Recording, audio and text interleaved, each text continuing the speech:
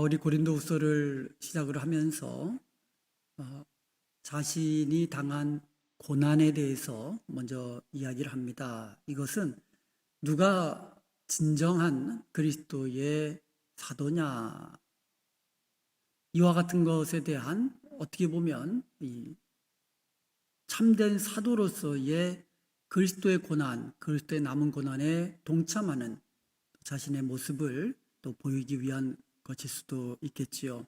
그리고 고린도 교회 성도들로 하여금 바울의 이 고난을 통하여서 또 바울이 겪었던 위로, 그리고 그 가운데서 겪었던 하나님의 능력을 고린도 교회 성도들과 함께 나누면서 저들을 위로하고 격려하고, 또 그들도 그리스도를 위하여서 또 복음을 위하여서 교회를 위하여서 당하는 고난을 믿음으로 인내해서 하나님 앞에서 같은 위로와 능력을 경험하고 또 그리스도의 영광에도 같이 참여하는 그러한 교회가 되기를 원하는 마음에서 이 고린도후서에서 고난에 대해서 많은 이야기를 합니다. 우리가 아시는 바와 같이 그리스도께서는 고난을 당하셨지요. 바로 우리를 죄악 가운데서 구원하시기 위하여서 십자가의 고난과 죽음을 당하셨습니다. 그 결과, 그리스도의 고난의 결과, 그리스도께서는 영광에 이르셨어요. 고난을 통하여서 영광에 이르신 겁니다. 그리고 그리스도의 고난의 결과, 우리가 위로를 얻었고 구원의 은총을 받게 된 것입니다. 그리스도뿐만 아니라 그리스도를 따르는 사도들, 그중에 특별히 바울도 역시 고난을 받았죠. 사도행전 9장 15절에서 16절에 보면 바울이 다메섹으로 갈 때에 부활하신 예수님을 만났습니다. 그때 다메섹의 아나니아라는 사람에게 주님께서 환상 중에 나타나셔서 바울에 대해서 말씀해 주신 계시의 내용입니다. 거기에 뭐라고 말씀하셨냐면, 이 사람은 내 이름을 이방인과 임금들을 이스라엘 자손들 앞에 전하기 위한 택한 나의 그릇이라. 그래서 바울을 이방인의 사도라고 우리가 부르는 것입니다. 이방인의 사도로 불림을 받았는데, 그리고 나서 그가 내 이름을 위하여 해를 얼마나 받아야 할 것을 내가 그에게 보이리라. 사도로서 당하여야 할, 겪게 될 고난이 있다라는 것을 말씀해 주신 겁니다. 즉 바울은요, 주 예수 그리스도의 이름을 위하여 고난을 받도록 부르심을 받은 거예요. 그래서 이것을 사도적 고난이라고 합니다. 바울만이 아니에요. 다른 사도들도 역시 사도적 고난을 받았습니다. 이것은요, 그리스도와 복음을 위하여, 그리고 주님의 몸된 교회를 위하여 특별히 그리스도의 고난, 그리스도의 남은 고난에 동참하는 이 사도로서의 당하는 고난인 것이죠. 오늘날 우리가 당하는 고난과는 좀 다른 특별한 고난이기도 합니다. 그런데 이들의 고난, 사도적 고난, 바울의 고난의 결과, 고난당하는 그들 자신이 먼저 위로를 받은 거예요. 자, 그들이 그리스도의 고난에 동참했기 때문에 그리스도의 영광에도 동참하는 겁니다. 똑같아요. 그리스도께서 고난당하시고 영광을 받으신 것처럼 사도들도, 바울도 그리스도의 고난에 동참하고 그리스도의 영광에도 동참하는 겁니다. 그리고 또한 바울의 고난, 사도의 고난으로 인해서 교회가 하나님의 위로와 구원을 얻었고, 또 교회 또한 그리스도의 고난에 동참하게 된 것이에요. 그리스도께서 고난받으셨습니다. 바울도 고난받았습니다. 그 또한 우리 모든 성도들도 고난을 받는다는 거예요. 성도들의 고난이 있다는 거예요. 오늘 본문 6절에 보면 우리가 받는 것 같은 고난을 너희도 견디게 하느니라. 7절에도 너희가 고난에 참여한 자가 된 것 같이, 즉 바울이 고난 겪은 것 같이 고린도 교회도 고난에 참여하는 자가 된다는 거예요. 고린도 교회뿐만 아니죠. 모든 교회, 모든 성도는 바로 이 고난에 참여하는 자가 된다, 이렇게 말씀하고 있습니다. 즉 성도는 고난을 당한다는 거예요. 요한복음 16장 33절에 보면 세상에서는 너희가 환난을 당하나 담대하라 내가 세상을 이기었노라 하시니라. 주님의 말씀이에요. 세상에서는 너희가 환난을 당한다는 거예요. 너희 속에는 우리 모든 성도들도 포함된 것이죠. 여러분, 예수님께서도 육체의 고난 받으셨죠. 베드로전서 4장 1절도 보면 그리스도께서 이미 육체의 고난을 받으셨다고 말씀하고 있거든요. 그리고 하나님의 뜻으로 그리스도 예수의 사도된 바울 또한 고난을 받았어요. 사도라고 해서 고난에서 면제되지 않았어요. 오히려 그리스도의 고난에 더 적극적으로 참여자가 되었다는 것이죠. 그리고 성도들 또한 고난을 당한다고 말씀하는 겁니다. 바울이요, 빌립보서에 보면은요, 너희에게도 같은 싸움이 있다라고 이야기합니다. 너희들에게도 같은 싸움이 있다. 즉, 고난이 복음을 위해서 이 고난을 당했던 바울처럼 똑같은 싸움, 그러니까 그와 같은 똑같은 고난이 빌립보교의 성도들 앞에 놓여 있다라고 말씀하는 거죠. 그러므로 우리가 그리스도를 위하여서 그리고 복음을 위하여서 교회를 위하여서 당하는 고난이 우리 앞에도 찾아온다는 사실을 우리는 인정해야 될 것입니다. 자, 그러면 우리 성도가 당하는 고난에는 어떤 종류가 있는가? 크게 두 가지죠. 적극적인 고난과 소극적인 고난이 있습니다.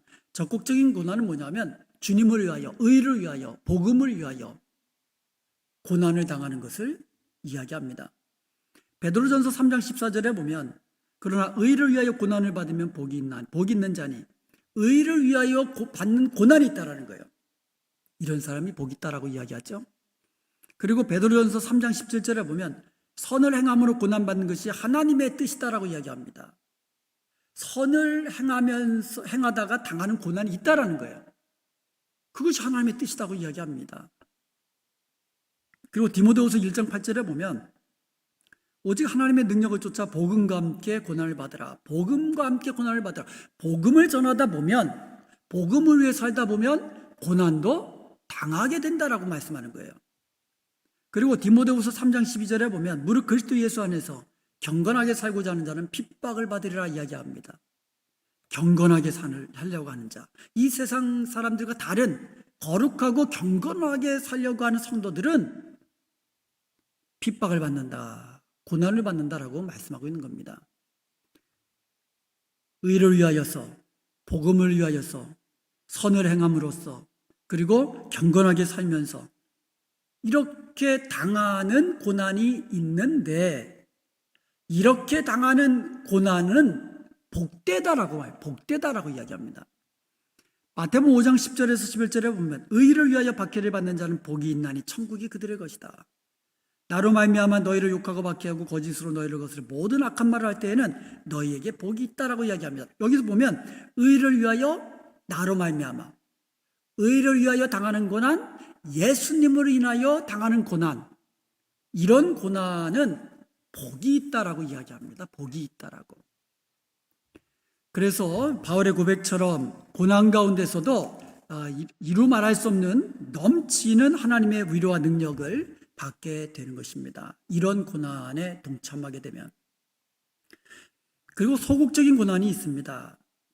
이것은 마치 예를 든다면 고린도후서 12장에 보면 바울이 육체의 가시가 자기에게는 있다라고 고백을 하죠.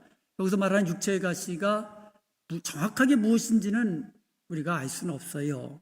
그렇지만 이것은 어떤 육체의 질병, 그 질병이 뭐냐? 그것도 뭐 간질일 것이다, 뭐 아니면 그 안과적인 안질일 것이다, 뭐 여러 가지 그 의견은 있지만 하여간 육체적인 가시가 있었다라는 거예요. 이런 고난이 바울에게는 있었다라는 것이죠.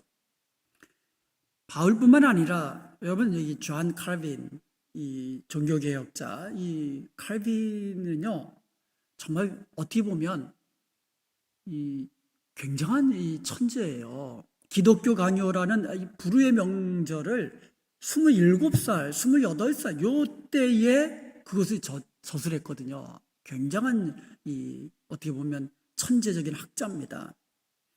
이런 존 칼빈이요, 움직이는 걸어다니는 병원이다 이런 별명을 얻을 정도로 아주 몸이 약했어요.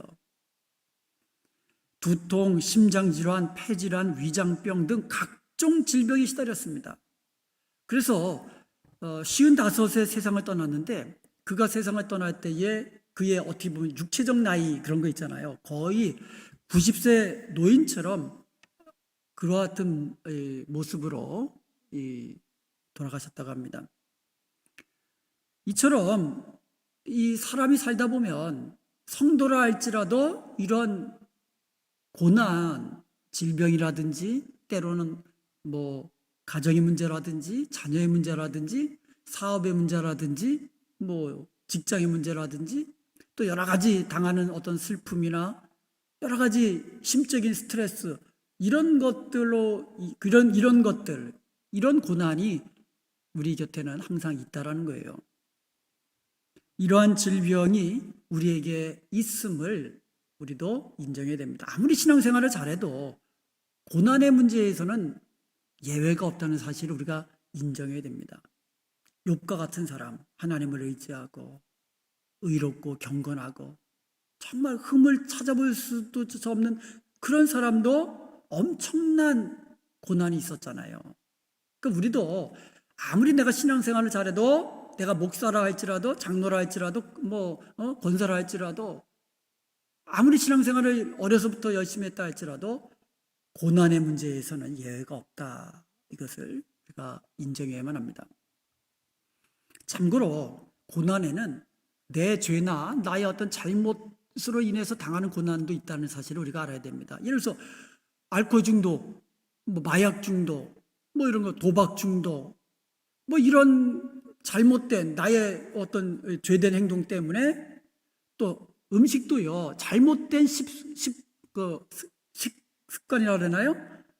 이런 것 때문에 내가 육체적인 질병 얻을 수도 있고, 그러니까 어떻게 보면 나의 어떤 잘못된 습관이나 죄된 행동이나 이런 것으로 인해서 당하는 이 고난도 있다라는 거죠. 그런데 이러한 고난은 어떻게 될까요? 이런 고난도 우리가 참고 인내해야 되지만 나에게 유익이 없다고 이야기합니다. 베드로전서 2장 9절에서 19절에서 20절에 보면 부당하게 고난을 받아도 하나님을 생각함으로 슬픔을 참으면 이는 아름다우나, 우리가 부당하게 고난받을 때가 있잖아요. 그때도 우리가 참으면 이건 아름답다 그랬어요. 그런데 20절에 보면 죄가 있어 매를 맞고 참으면 무슨 칭찬이 있으리요? 그러나 선을 행함으로 고난을 받고 참으면 이는 하나님 앞에 아름다우니. 그러니까 고난도요, 의를 행하다가 선을 행하다가 고난당하는 게 있다는 얘기죠. 이것을 참으면 이건 아름다운 거예요, 하나님 앞에서. 부당하게 어떤 고난을 받아도.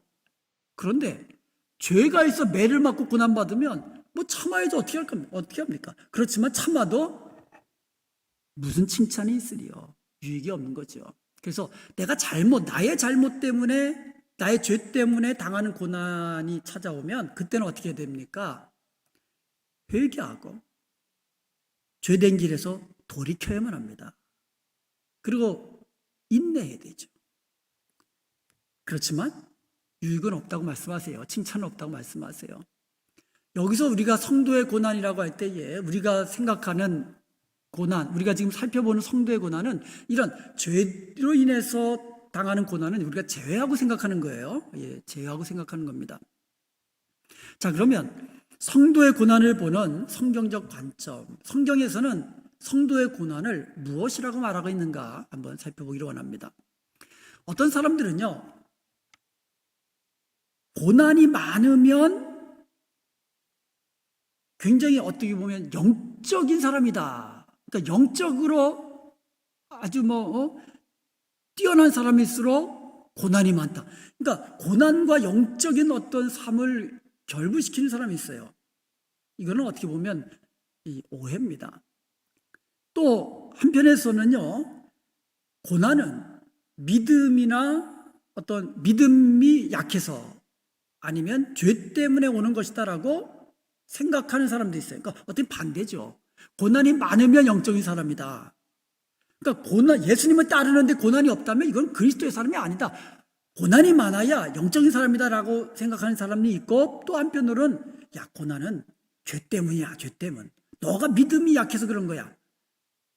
양극단. 이건 성경적인 이 관점은 아니에요. 물론 믿음이 약해서 죄 때문에 오는 고난도 있지요.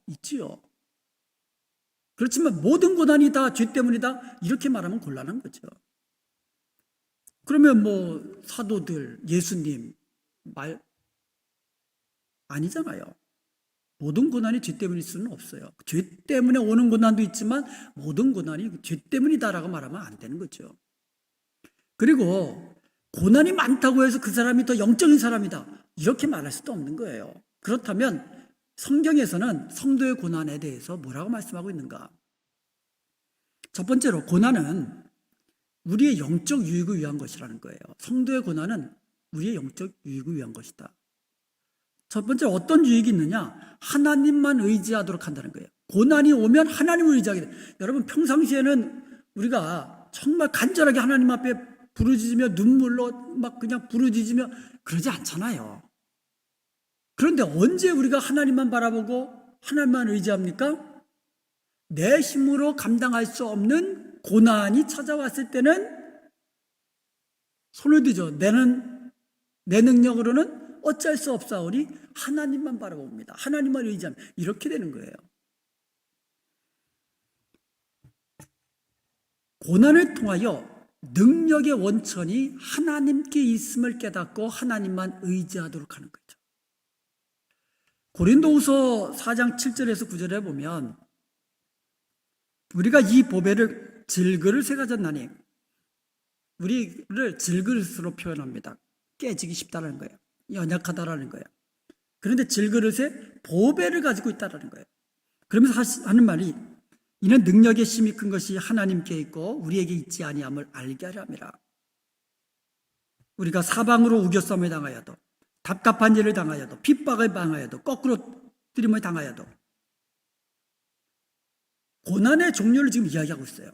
우겨싸움도 당하고, 그리고 거꾸로 트림도 당하고, 답답함도 당하고, 핍박을 받고, 여러 가지 고난을 당하고. 그렇지만 이런 고난 가운데 우리가 망하지 아니하고, 그리고 쌓이지 아니하고, 버림받지 아니하고, 낙심하지 아니하고, 고난을 견디고 이기는 원천은 오직 하나님의 능력에 있다라고 이야기하고 있는 거예요. 그것을 질그릇이니까 내가 질그릇이라는 사실을, 연약한 존재라는 것을 깨닫게 되니까 하나님의 능력을 인정하고 경험하게 되는 거죠. 이건 전부 다 고난을 통하여 배운 진리의 말씀이라는 거죠. 바울은요, 아시아에서 당한 극심한 환난, 힘에 겹도록 극심한 고난 당했고요, 죽음에 이르기까지 거의 죽음에 이를 정도로 그렇게 고난을 받았습니다. 그렇게 자신의 고난을 이야기하면서 고린도후서 1장 9절에 이렇게 이야기합니다. 이는 우리로 자기를 의지하지 않고 오직 죽은 자를 다시 살리시는 하나님만 의지하게 하심이라. 여러분, 능력의 원천이 하나님께 있고, 그리고 오직 하나님만 의지하는 것, 이것을 여러분 어떻게 배웁니까? 어디서 배웁니까? 오직 고난을 통해서만 받을 수 있다라는 거죠. 고난을 통해서만 하나님을 의지하는 법을 배우고 하나님의 능력이 하나님께 있다라는 사실을 우리는 인정하고 알게 된다는 것이죠. 고난이 없으면 내가 잘나서 그런 줄 알아요. 내가 지혜로워서, 내가 선택을 잘해서, 그래서 내가 잘 나가는 줄 알아요. 그러다가 실패가 오고 또 고난이 찾아오면 아하, 내 힘으로 안 되는구나. 그래서 하나님을 의지하고 하나님의 능력을 인정하고 하나님께 나아간다는 거죠. 그래서 고난은 우리 성도들의 영적인 유익을 위해서 또 하나님께서 허용하신다는 거죠. 그리고 하나님의 위로를 경험하도록 합니다. 그래서 우리의 영적으로 유익하다는 거죠. 고난을 통해서 하나님의 은혜와 능력을 경험하고 하나님의 위로와 구원을 우리가 경험하게 된다는 거죠. 고난을 통해서 경험하는 거예요. 그래서 이것이 고난이 우리에게 하나님의 은혜와 능력, 하나님의 위로와 구원을 경험하게 하는, 그래서 우리의 믿음으로 한층 성숙하게 하는 그런 영적으로 유익한 면이 있다는 겁니다. 고린도후서를 보면 바울이 자신의 연약함, 자신이 고난받은 사실에 대해서 여러 번 고백을 합니다. 나의 약함을 자랑하리라 하면서 자기의 약한 것을 자랑해요. 왜 그렇습니까? 약함은 강함의 원천이 되기 때문에 그래요. 고난은 하나님의 능력과 영광을 드러내는 도구이기 때문이라는 거예요. 이게 굉장히 중요합니다. 우리의 약함이 하나님의 강하신 능력을 경험하게 하고 드러나게 한다는 거죠. 우리의 고난이 하나님의 능력과 영광의 도구가 된다는 사실이에요. 이것을 바울이 깨달았고 또 바울이 이야기해주고 있습니다. 고린도후서 12장 9절에서 10절까지 보면 육체의 가시로 인해서 바울이 하나님 앞에 정말 죽기 살기로 3번씩이나 기도했잖아요. 그런데 하나님의 대답이 이겁니다. 내 은혜가 너에게 족하도다. 이런 내 능력이 약한 데서 온전하여짐이라. 너가 약하면 내 능력이 온전해지는 거야. 이렇게 이야기하는 거예요. 그러면서 이 음성을 들은 바울은 그러므로 도리어 크게 기뻐함으로 나의 여러 약한 것들에 대하여 자랑하리니 이는 그리스도의 능력이 내게 머물게 하려 함이라. 그때부터는 바울이요 자신의 약한 것을 자랑합니다. 왜요? 그리스도의 능력이 내게 나타나게 하기 위해서, 그리스도의 능력을 드러나게 하기 위해서. 그러면서 10절에 이렇게 이야기합니다. 그러므로 내가 그리스도를 위하여 약한 것들과 능력과 궁핍과 박해와 곤고를 기뻐하노니 이는 내가 약한 그때에 강함이라. 바울이 약한 것만 자랑한 것이 아니라 오히려 그리스도를 위하여 당하는 고난까지도 지금 막 자랑합니다. 내가 성공을 이야기했다. 성공을 이야기하고 내가 강한 것을 이야기. 그거 아니고 내가 약한 것, 내가 고난받은 것, 내가 궁핍한 것, 이런 것들을 자랑합니다. 왜 그렇습니까? 내가 약한 그때가 바로 강함이라. 진짜 강한 것은 내가 약할 때라는 거예요. 왜 그렇습니까? 내가 약하고 내가 고난당할 때에 오직 주님만 의지하고 주님의 능력이 내게 나타나고, 그러니까 주님의 능력으로 오히려 내가 강한 자가 되었다라는 거예요. 이게 굉장한 역설입니다. 내가 약할 때 능력의 하나님을 경험할 수 있다는 거예요. 내가 고난 중에 있을 때 위로의 하나님, 구원의 하나님의 은혜와 능력을 경험할 수 있다는 거예요. 그러니까 고난이 오히려 우리 성도들에게 있어서 영적으로 유익한 것이다. 여러분, 고난 자체가 유익한 거 아니에요. 성경에서 고난이 선하다고 이야기한 적 없어요. 고난이 뭐가 선합니까? 가급적 안 당해야죠, 고난을. 그런데 고난이 유익한 점이 있다는 거예요. 왜요? 하나님의 능력을 경험할 수 있으니까. 고난이 통하여 하나님의 능력을 경험하고 하나님의 위로와 구원을 경험할 수 있기 때문에 고난이 와도 기뻐하는 것이지 고난 자체가 선하다 이렇게 말하지 않습니다. 내가 약할 때, 내가 고난 중에 있을 때 능력의 하나님 경험하고 위로 하나님, 구원의 하나님을 우리가 경험할 수 있으니까 영적으로 유익한 점이 있다는 겁니다. 이것이 성도들의 고난이에요. 고난이 와도 망하지 않는다는 거죠. 고난이 와도 버림받지 않는다는 거죠. 고난이 와도 완전히 거꾸러지지 않는다는 거죠. 하나님의 능력이 내 안에서 나타나게 하기 위한, 어떻게 보면 이 영적 성장을 위한 하나의 도구가 된다는 겁니다.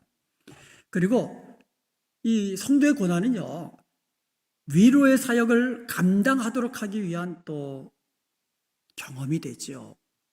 내가 고난받고 고난 중에 하나님을 의지함으로 하나님의 위로를 경험하면 또 다른 고난 중에 있는 성도들을 우리가 찾아가서 그들을 위로하고 격려해서 그들로 하여금 하나님 앞에서 굳건히 영적으로 다시금 일어나도록 그들을 세울 수 있는 그런 위로의 사역, 격려의 사역, 누가 제일 잘 감당할까요? 고난 중에 위로받은 하나님의 능력을 경험했던 경험이 있는 그 사람이 제일 잘 위로하는 거예요. 그리고 또 하나, 고난이 연단의 기회가 된다는 거예요.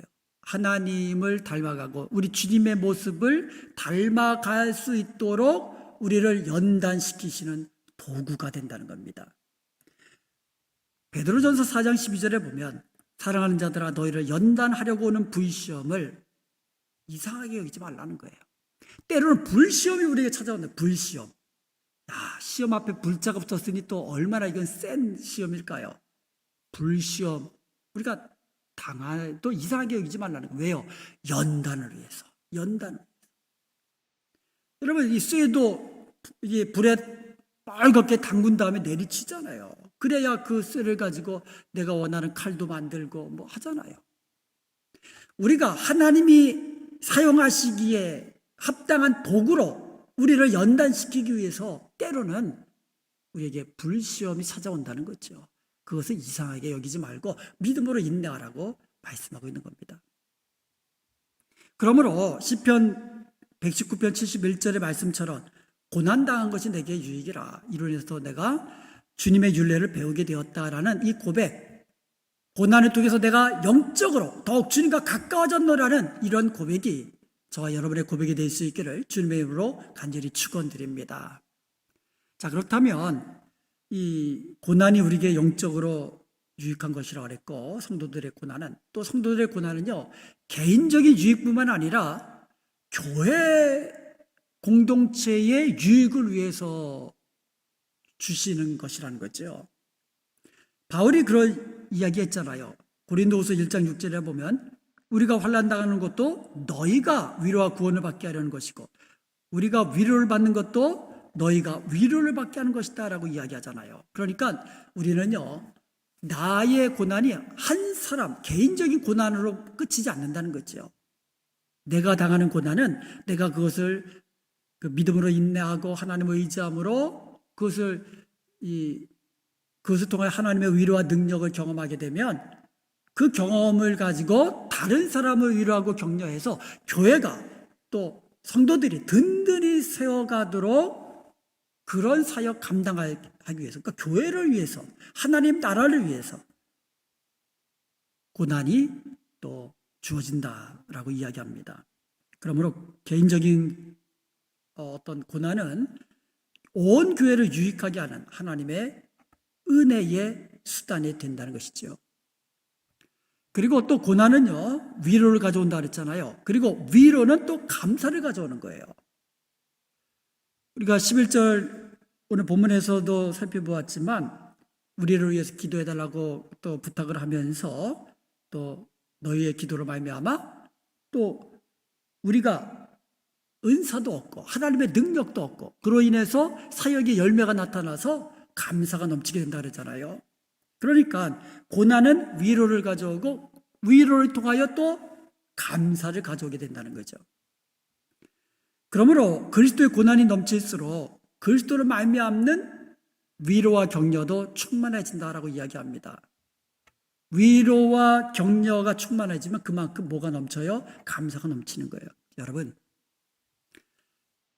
이 교통사고 나지 않고 잘 다닐 때에는 교통사고 나지 않은 것에 대해서 별로 감사하지 않습니다. 그러니까 감사조차 잊어버려요.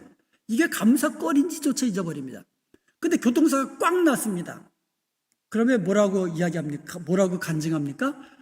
하나님이 큰 사고 가운데 나를 지켜주셨다. 하나님께 감사드린다. 그래요, 안 그래요? 보통 그러잖아요. 교통사고가 나봐야 그동안 교통사고가 나지 않고 안전하게 내가 다닌 것이 얼마나 큰 감사였다는 것을 그때 깨닫게 되는 거예요. 코로나 팬데믹, 우리가 이것 때문에 정말 여러 가지 이제 고난도 당하잖아요. 어려움도 있고요. 그런데 이 코로나 팬데믹으로 인해서 그동안 일상이 우리에게 얼마나 축복이었다는 것을 깨닫게 되잖아요.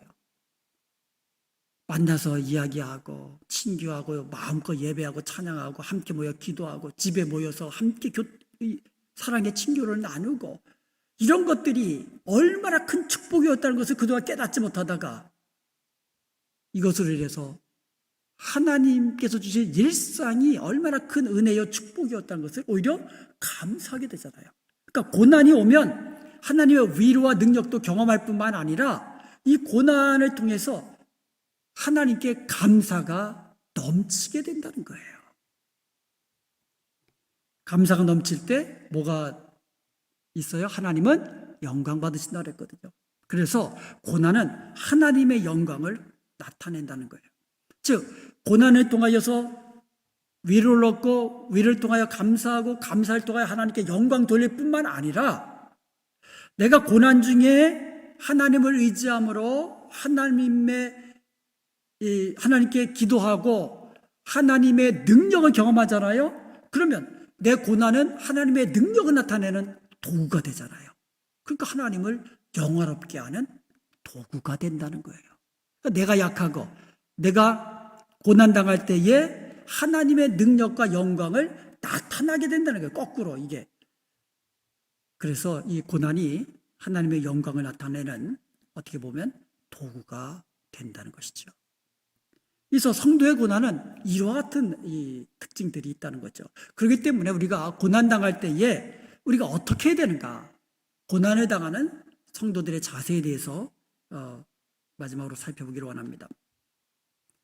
첫 번째로 고난이 오면 확신을 가져야 돼요. 확신을 가져야 돼요. 어떤 확신입니까? 하나님께서 건지시리라. 하나님께서 이 어려움도, 이 고난도, 이 고난 속에서도 나를 건지시리라. 이런 확신이 있어야 돼요. 고린도후서 1장 10절에 보면 그가 이같이 큰 사망에서 우리를 건지셨고 또 건지시리라. 또한 이후에도 건지시기를 그를 의지하여 바라노라. 과거에 큰 고난 가운데 우리를 건져주셨잖아요. 그렇다면 지금 당하는 이 고난도 하나님께서 건지시리라. 지금 당하는 고난뿐만 아니라 앞으로 어떤 고난이 와도 하나님께서 건져주실 것이다. 이런 확신을 가져야 된다는 거죠. 이런 확신을 가질 때 우리는 어떤 고난과 어떤 환난 속에서도 믿음으로 인내하면서 이겨나갈 수 있는 것이에요. 하나님은 우리를 고난과 환난 가운데서 건지시는 분이세요. 능력의 하나님이십니다. 살아계신 하나님이십니다. 그리스도께서 고난을 통하여 하나님의 위로를 얻었고 영광을 얻었잖아요. 바울도 마찬가지로 고난을 통하여서 하나님의 위로를 얻었고 하나님의 그리스도의 영광에 동참했잖아요. 마찬가지예요. 우리에게 고난이 오면 내가 이 고난을 당한 이후에 하나님의 위로를 경험하고 그리스도의 영광에도 동참한다라는 이런 확신이 있다면 고난이 찾아올 때 우리는 두려워하지 않고 담대할 수 있습니다. 그래서 고난이 찾아오면 첫 번째로 확신해야 되고 하나님이 건지시리라. 이 환난도 건지시리라. 이것을 확신해야 하고 두 번째로 두려워하지 말고 담대해야 됩니다. 오히려 고난 중에 기뻐하고 감사할 수 있으면 됩니다. 요한복음 16장 33절에 너희가 세상에서 환난을 당하나 두려워하지 말라고 말씀하셨잖아요. 내가 세상을 이겼노라. 이 말은 뭐예요? 내가 세상을 이겼기 때문에 너희가 나를 의지하면 너희도 세상을 이기게 된다. 고난을 이기게 된다는 말씀이죠. 그렇기 때문에 고난이 올 때에 오히려 기뻐하고 즐거워하고 이야기합니다. 마태복음 5장 12절에 보면 예수님의 말씀이에요. 의를 위하여 핍박을 받는 자는 복이 있다라고 이야기합니다. 그러면서 하신 말씀이에요. 기뻐하고 즐거워하라. 천국에서 너희 상이 큼이라. 너희 전에 있던 선지자들도 이같이 박해하였느니라. 고난이 올 때에 특별히 의를 위하여, 복음을 위하여, 그리스도를 위하여, 교회를 위하여서 우리가 이 선을 행하다가 당하는 고난이 있다면 특별히 더 기뻐하고 즐거워하는 거예요. 우리가 교회를 하다가 상처받았다가 하잖아요. 좋은 일 하다가 오히려 억울하게 막 그냥 뒤에서 수군덕거리고 막 그런 일도 당하잖아요. 그럴 때 보통 반응이 어떻습니까? 열받고 화나고 막 그냥 그러잖아요. 그러지 말라는 거예요. 교회를 위하여서 일하다가 선한 일을 위하여 의로운 일을 위하여 주님을 위하여 일하다가 억울하게 부당하게 때로는 정말 고난도 받고 핍박까지 받는다면 오히려 기뻐하고 즐거워하라고 이야기합니다. 왜요? 천국에서 너 이상이 큼이라. 그래서 우리가 주의 일을 할 때 우리가 기쁘게 하십니다. 끝까지 기쁘게 웃으면서 하십시다. 때로는 또 우리가 힘들고 어려운 거 몰라주는 사람도 있고 또 이상한 소리 하는 사람도 있고 막 딴지거리는 사람이 있어도 그럴 필요 없어요. 우리가 복음 전할 때에 오히려 교회를 비판하고 성도들을 비판하고 이런다 할지라도 개의치 말라는 겁니다. 천국에서 우리 상이 크다. 우리가 봐도 복 있는 자다. 이렇게 생각해야 될 줄로 믿습니다. 그리고 베드로전서 4장 13절에도 보면 오히려 너희가 그리스도의 고난에 참여하는 것으로 즐거워하라. 내가 그리스도의 고난에 참여한다면 그거 즐거워하라는 거야. 즐거워하라고. 이것이 이 고난 중에 있는 성도들의 이 자세예요. 그리고 하나 더 이야기한다면 고난 중에 함께 기도하라는 거예요. 함께 기도하라. 11절에서 바울은요, 너희도 우리를 위하여 간구하며 도우라 얘기하잖아요. 고난이 있으면 혼자서 너무 끙끙거리지 말고 같이 고통을 이야기하면서 함께 기도하라는 거예요. 함께 기도하라는 거예요. 함께 기도하면 하나님이 들으시고 응답해 주신 줄로 믿습니다. 그러면 그 위로, 고난을 통한 위로, 고난을 통해 경험하는 하나님의 능력을 나만 경험하는 것이 아니라 함께 경험한 공동체들도 함께 위로를 경험하고 함께 능력을 경험하고 함께 감사하고 함께 하나님께 영광 돌리게 되는 줄로 믿습니다. 여러분, 환난 중에 위로를 경험하셨습니까? 그러면 감사하십시오. 마지막 때는요, 정말 사람들이 감사치를 않는다고 말씀하고 있어요. 종말의 때에 고통하는 사람들은 감사치도 않는다고 그랬어요. 여러분, 감사하세요. 감사하세요.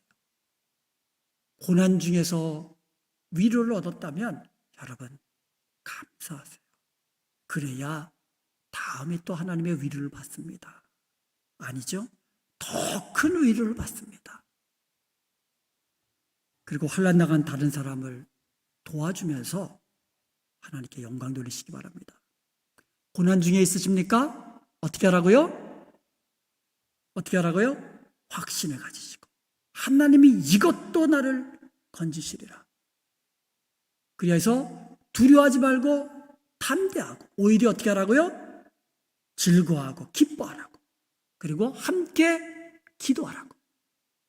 그래서 하나님을 의지함으로 고난 중에 위로를 받은 자 있습니까? 그럼 어떻게 하라고요? 감사하고 고난 중에는 다른 성도들을 도와주십시오. 이것이 성경에서 말하는 성도의 고난인 것입니다. 기도하십시다.